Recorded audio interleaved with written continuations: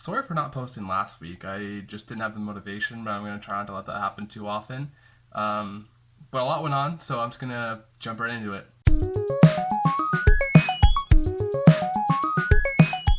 Welcome back to my channel. This week's going to be a little bit all over the place kind of update video. First things first, what excites me the most is that my gargoyle geckos finally ate. All three of them decided they wanted to go nuts for Pangea growth and breeder formula. I tried many other flavors. I tried apricot, papaya, figs and insects, and then I tried a couple of Rapashi foods. I tried a Fluker's food, but they didn't like that either. So I finally gave them the growth and breeder. I was like, hey, if they're gonna eat, they're gonna eat this stuff.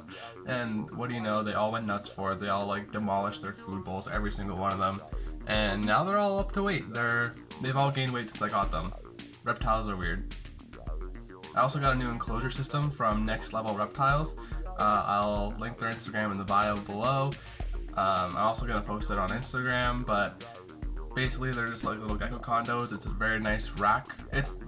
When I say rack, it's not like one of like the sliding out ones. You'll see the footage being played over this, but it's really nice. They're basically good for geckos up to like 10 or 15 grams. I think I would take them out probably somewhere in between there. They're not the biggest, but they are bigger than 6-quart containers. The only thing for me personally was a couple of the doors on the one unit, which I'm guessing just manufacturer problem. It's not Next Level Reptiles or anything, or they just don't latch as tight as I'd like them to, so I put some tape over it just for now until I figure out how to make a better latching system. They do close, and I don't think the geckos would get out. I'm just playing it better safe than sorry. The humidity also stayed high for a few days, so I drilled a couple more holes in the doors.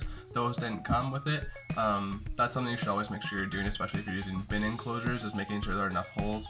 The plastic just really holds humidity in, and while they want high humidity, you do need to drop the humidity throughout the day at least so they don't run into respiratory infections. So I cut a few more holes in mine so that I could control the humidity a little bit easier. I also put my first pairings together. I put a red Harlequin male with a extreme red Harlequin female and an extreme Harlequin female, but I'll do another video on this and what I did, what I plan on doing, what I'm hoping to get this season out of them in another video, maybe next week. But put them together, they were in there for about a week, and then I took them apart. I didn't see any locks, and they're all virgins, so I'm not expecting many eggs this season.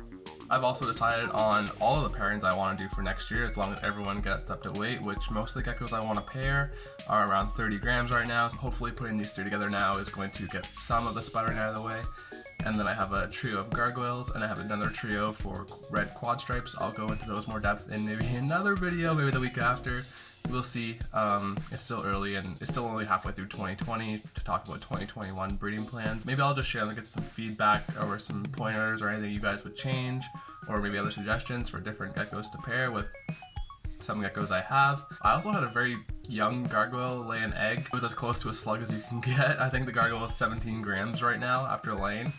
Obviously he's never been paired. In my knowledge, I just got them within the last month, so they're in a different room, but they laid their egg on top of a plant and they had dirt in their tank, so I don't know why, but the highest point they just dropped a dud. It was really unexpected. I have bigger females and they haven't laid any duds yet, but smallest one decided, hey, I have an egg. If you have any other video ideas or anything, or you want to see one of those other breeding trio videos, let me know in the comments below. Like, share, comment, and subscribe. I really appreciate your support. Sorry for not posting last week. I'm going to try not to let that happen again. Keep posting consistently every Tuesday. And I'll see you next week.